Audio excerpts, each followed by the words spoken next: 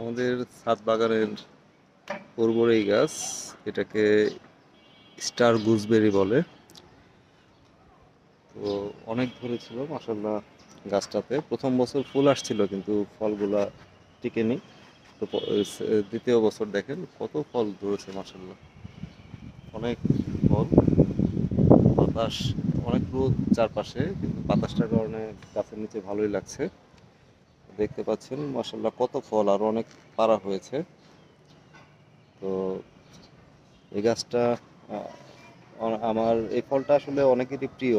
লবণ দিয়ে, মরিচ দিয়ে, শুকনা মরিচ লবণ মিক্স করে এই বড়িটা দিয়ে খেলে অনেক ভালো লাগে। তো আমার চ্যানেলটা সাবস্ক্রাইব করে রাখবেন।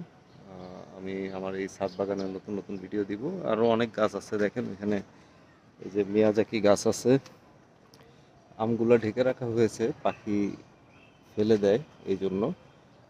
তারপরে মরিচ গাছ আছে, মরিচ, এটা একটা কাঁঠাল গাছ, থাই কাঁঠাল। আর এখানেও মরিচ গাছ আছে দেখতে পাচ্ছেন।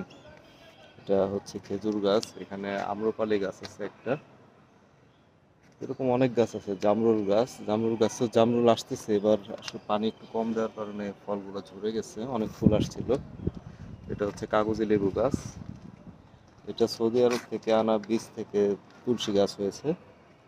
এটাও একটা আম গাছ, কিরসাপাতি। মরিচগুলো অনেক সুন্দর, নয়নতারা ফুল, অনেক ফুল গাছও আছে।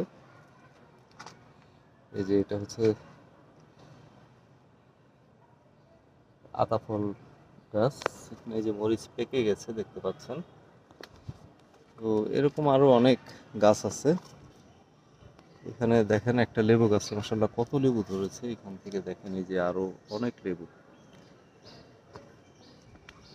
তো ওই পাশেও গাছ আছে, ওই পাশে একটা বিলেম্বু গাছ আছে, বিলেম্বু ধরে আছে, দেখতে পাচ্ছেন কিনা।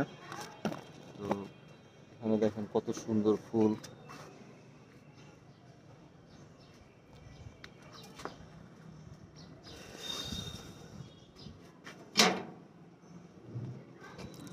আপনাদের দেখানোর জন্য একটা বিলেম্বু পাড়তেছি।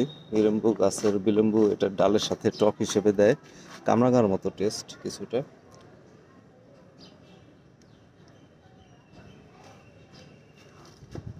ধন্যবাদ, আমার চ্যানেলটা সাবস্ক্রাইব করে রাখবেন।